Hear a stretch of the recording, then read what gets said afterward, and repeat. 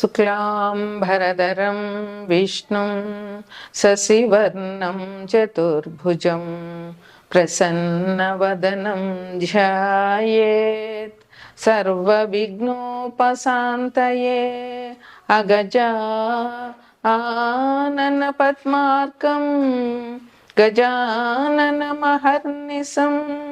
అనేకదంతం భక్తానాం ఏకదంతముపాస్మహే ఏకదంతముపాస్మహే. ఓం శ్రీ మహాగణాధిపతయే నమః. ఓం శ్రీ సరస్వత్యై నమః. ఓం శ్రీ మాత్రే నమః. మనం ఇప్పుడు ఫిబ్రవరి నెల అంటే మాఘమాసం యొక్క మాస ఫలితాలు చెప్పుకుంటున్నాము. జనవరి 29 అమావాస్య 29 నుంచి ఫిబ్రవరి 28 వరకు మాఘమాసం మొదలవుతుంది. ఈ మాఘమాసం చాలా విశిష్టమైనది. ఈ చాలా పుణ్యకార్యాలు చేసుకోవడానికి, వివాహాది శుభకార్యాలు చేసుకోవడానికి, ఇంకా నోములు వ్రతాలు ఏవైనా చేసుకోవడానికి మాఘమాసం చాలా మంచిది. ఈ మాఘమాసంలో వచ్చే శివరాత్రి నాడు కొత్తగా నోములు పట్టాలి అనుకున్న వారందరూ కూడా, స్త్రీలందరూ కొత్తగా నోములు పడతారు. ఈ మాఘమాసం విశిష్టత ఏమిటంటే సూర్య భగవానుడి ఆరాధన. ఈ మాఘమాసంలో పూర్తిగా అన్ని ఆదివారాలు కూడా చాలా విశిష్టమైనవి. ఈ ఆదివారాలు సూర్యభగవాన్ ఆరాధన మనకి చాలా ఆనందాన్ని, ఆరోగ్యాన్ని ఇస్తుంది. సూర్యభగవానుడు ఆరోగ్యానికి ప్రదాత. అందువల్ల ఈ మాఘపాదివారాలు పాలు పొంగించి ఆవు పిడకలు తీసుకొచ్చి మనం ఇదివరకైతే దానిలాగా వేసి తాటలో పెట్టేవారు. ఇప్పుడు పిడకలు దొరికిన వాళ్ళు పిడకలు, లేదంటే కుంపట్టు మీద నిప్పులేసి దాని మీద పిడకలు పెట్టి పాలు, మా చిన్నతనంలో మా అమ్మ వాళ్ళందరూ అలాగా పరవాన్నం చేసేవారు. ఆ పరవాన్నం కూడా గరిటెతో కడపకుండా చెరుకు గడతో కలుపుతూ పరవాన్నం చేసేవారు. ఇప్పుడు దొరికినంత వరకు చేయగలుగుతున్నారు. లేకపోయినా ఆవు పాలతో పరవాన్నం చేసి ఆ సూర్య భగవానుడికి నివేదన చేయడం వల్ల ఆయురారోగ్యాలు అందరికీ లభిస్తాయి. మనకి ప్రత్యక్షంగా కనిపించే దైవమే సూర్య భగవానుడు.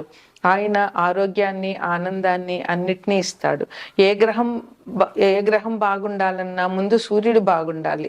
నవగ్రహాల్లోనూ సూర్య భగవానుడు మన జాతకంలో బాగుంటే అన్ని రకాల సౌకర్యాలు మనకి లభించుతాయనడంలో ఎటువంటి సందేహం కూడా లేదు. ఈ మాఘమాసం జనవరి 29 నుంచి మొదలయ్యి ఫిబ్రవరి 28 వరకు ఉంటుంది. ఈ మాఘమాసంలో 4 ఆదివారాలు మాఘపాదివారాలు అంటారు.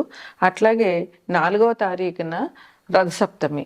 ఈ రోజుని విశేషంగా సూర్యభగవాన్ని ప్రార్థించి రథం చేసి, తులసమ్మ దగ్గర ముగ్గులు పెట్టి రథం చేసి, చిక్కుడుకాయలతో రథం చేసి, చిక్కుడాకుల్లో పరవాన్నం నైవేద్యం పెట్టడం ఆచారంగా వస్తోంది. అట్లాగే ఈ మాఘమాసంలో 3వ తారీఖు అంటే 3/2/2025 వసంత పంచమి, సరస్వతీదేవి పూజ చేయాలి. ఆ రోజు సాధ్యమైనంత వరకు తల్లిదండ్రులు పిల్లల చేత సరస్వతీదేవి పూజ చేయించి తోచినంత నైవేద్యాలు పెట్టి పిల్లలకి పంచడం వల్ల సరస్వతి అనుగ్రహం పిల్లలకు కలిగి చదువు సంధ్యలు వారికి బాగా వస్తాయి.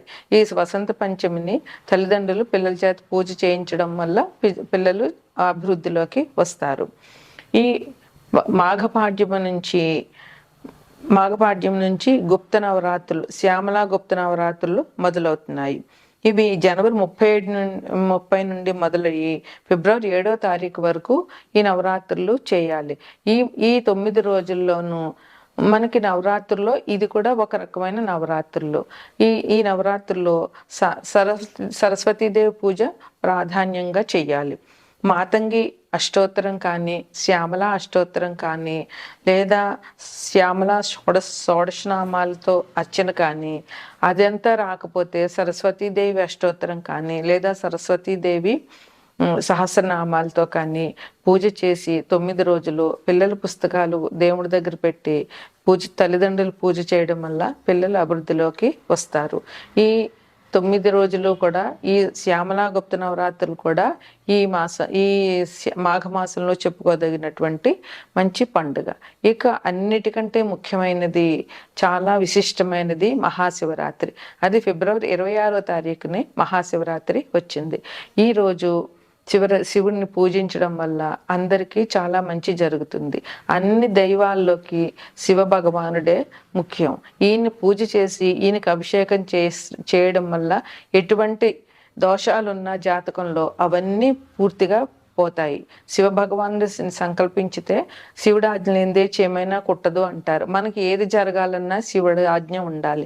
అందువల్ల శివపార్వతులు ఈ లోకానికి తల్లిదండ్రులు.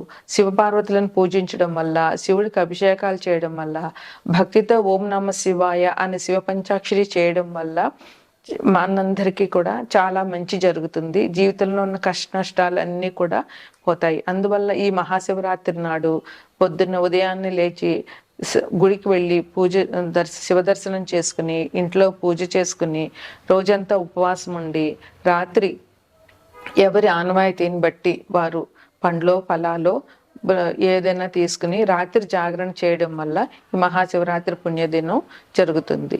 అందువల్ల ప్రజలందరూ కూడా ఈ మహాశివరాత్రిని మంచిగా జరుపుని శివుని కృపకు పాత్రలవుతారని ఆశిద్దాం. తదుపరి మకర రాశి. ఈ రాశిలో ఉత్తరాషాఢ 2, 3, 4 పాదాలు, శ్రవణం 4 పాదాలు, ధనిష్ట 1, 2 పాదాలు ఉంటాయి.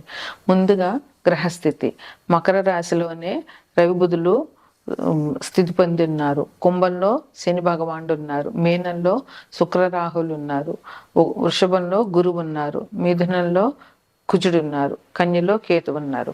ఈ రాశి వారికి, ఈ మకర రాశి వారికి ఈ మాసం చాలా చాలా అనుకూలంగా ఉందని చెప్పవచ్చు. మంచి యోగ కాలం అని కూడా చెప్పవచ్చు. ఈ రాశి వారికి శని భగవానుడు అధిపతి. ఆయన ద్వితీయంలో ఉన్నారు. మకర రాశిలోనే రవి బుధులు ఉన్నారు. అందువల్ల ఈ రాశి వారికి ఈ మాసం అంతా చాలా బాగా ఉంటుంది. వీరికి ధనప్రాప్తి, ఏ పని మొదలు పెట్టినా కూడా వీరికి ధనం లభించే అవకాశం చాలా ఉంది. ఏ రంగంలో వారైనా కూడా వారికి ఎంత ధనం అయితే ఆ వృత్తి నుండి వారికి లభిస్తుందో అంత ధనం వాళ్ళు పొందగలుగుతారు. వీరికి ప్రముఖుల పరిచయాలు జరుగుతాయి. ఆ పరిచయాల వల్ల వీరు సంఘంలో గౌరవ ప్రతిష్టలు పొందుతారు. అంతేకాకుండా ఆ గౌరవ ప్రతిష్టలు పొందడమే కాకుండా పేరు ప్రతిష్టలు వస్తాయి. వారి వల్ల వీళ్ళు చాలా అభివృద్ధిలోకి కూడా వస్తారు. ఉద్యోగస్తులకైతే ఇంక ప్రమోషన్లు, బదిలీలు. వారికి బదిలీలు కోరుకున్న వారికి వారు కోరుకున్న చోటకి బదిలీలు జరుగుతాయి. ప్రమోషన్ ఎక్స్పెక్ట్ చేస్తున్న వాళ్ళకి ప్రమోషన్లు ఉంటాయి. అలాగే సన్మానాలు, అధికారుల ప్రశంసలు ఉద్యోగస్తులకి ఈ మాసం చాలా అద్భుతంగా ఉందని చెప్పవచ్చు. అయితే ప్రయాణాల విషయంలో అయితే ఆకస్మిక ప్రయాణాలు ఈ రాశి వారికి జరిగే అవకాశం ఉంది. అందువల్ల ఆ విషయంలో కొంచెం జాగ్రత్తగా ఉండవలసిన అవసరం ఉంది. అన్ని వృత్తుల వారికి కూడా ఈ మాసం చాలా అనుకూలంగా ఉందని చెప్పవచ్చు.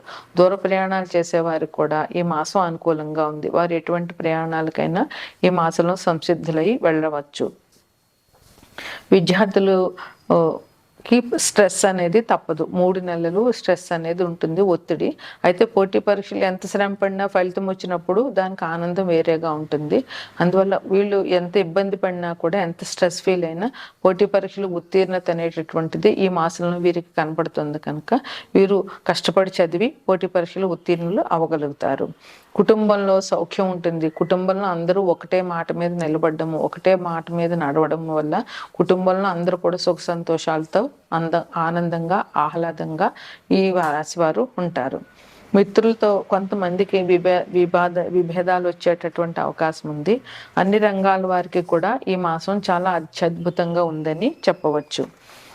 అధికారుల అనుగ్రహం ఉంటుంది. ఏ రాశి ఎవరికైనా సరే, వారి సపోజ్ విద్యార్థులకైతే వాళ్ళకి టీచర్స్ నుంచి, అలాగే భార్యలకైతే భర్తల నుంచి, ఉద్యోగస్తులకు వాళ్ళ అధికారుల నుంచి, ఇలా వాళ్ళ పై వాళ్ళ నుంచి ప్రశంసలు అందే అవకాశం ఈ రాశిలో వాళ్ళందరికీ బాగా ఉంది. వృత్తి వ్యాపారాల్లో ఏ వ్యాపారం చేసినా, ఏ వృత్తులు చేసినా కూడా అందరికీ మంచి ధనలాభం ఉంది, ఆదాయం వృద్ధి అవుతుంది. అలాగే ఈ మాసంలో వీళ్ళు వెండి వస్తువులు కొనడము, నూతన నూతన వస్తువులు కొనడము, అట్లాగే నూతన వస్త్రాలు ధరించడము, అలాంటివంటి కూడా చాలా బాగా జరుగుతాయి. వీరు ఏ ఆలోచన చేసినా కూడా అదే కార్యరూపంలోకి పెట్టగలుగుతారు. జనరల్గా కొంతమందికి ఏమవుతుందంటే అనుకున్నది ఒకటి, జరిగేది ఒకటి, అనుకున్నదాన్ని చేయలేకపోతారు. కానీ ఈ రాశి వారికి ఈ మాసంలో వారు ఏం పని చేయాలనుకుంటున్నా కూడా ఆ పని చేయగలిగే అవకాశం ఈ రాశి వారికి చాలా బాగా ఉంది. అయితే భూ సంబంధమైనటువంటి కార్యక్రమాలు చేసే వాళ్ళకి అనుకూలంగా ఉంది. స్పెక్యులేషన్ వాళ్ళకి కూడా చాలా బాగా ఉంది. ఎందుకంటే కుజుడు 8వ దృష్టి ఈ రాశి మీద ఉంది కనుక భూ సంబంధమైనటువంటి కార్యక్రమాలు వీరికి చక్కగా జరిగే అవకాశం వీరికి చాలా బాగా ఉంది. అయితే కుజుడు బాగుండాలి వారికి, వారి జన్మజాతకంలో కుజుడు బాగుంటే నూతన వస్తువులు, నూతన ఆభరణాలు కొంటారు.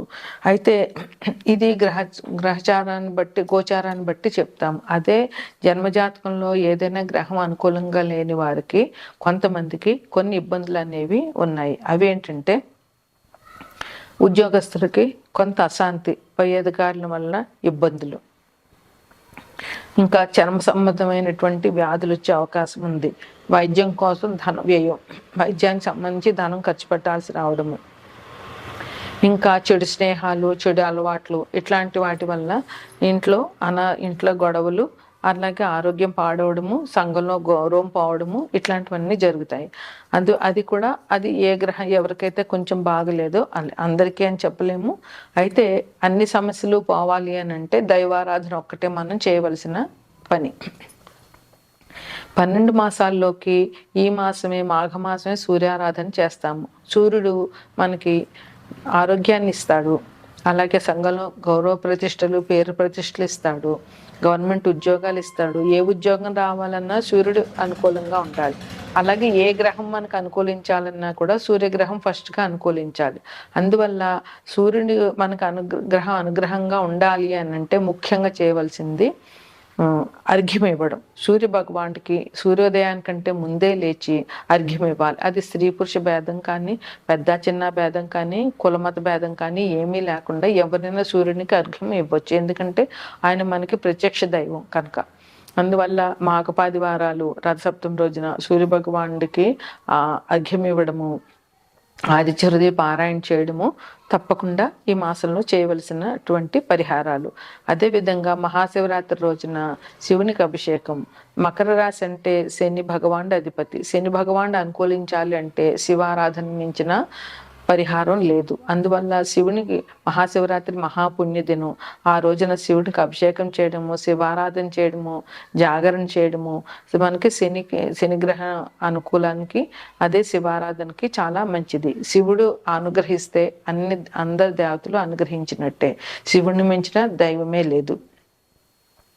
ఇక సరస్వతీదేవి, వసంత పంచమి రోజున సరస్వతీదేవి పూజ చేయడము, లేదా సరస్వతీదేవి గుడికి వెళ్ళి అమ్మవారి దర్శనం చేసుకోవడము, అలాగే గుప్త నవరాత్రులు, శ్యామలా నవరాత్రుల్లో అన్నవాయితీ ఉన్న వాళ్ళు పూజ చేయడము, లేదంటే అమ్మవారి దర్శనం చేసుకోవడము ఈ రాశి వారికి ఇంకా మంచి యోగాన్ని తెచ్చిపెడుతుందని చెప్పడం జరుగుతుంది.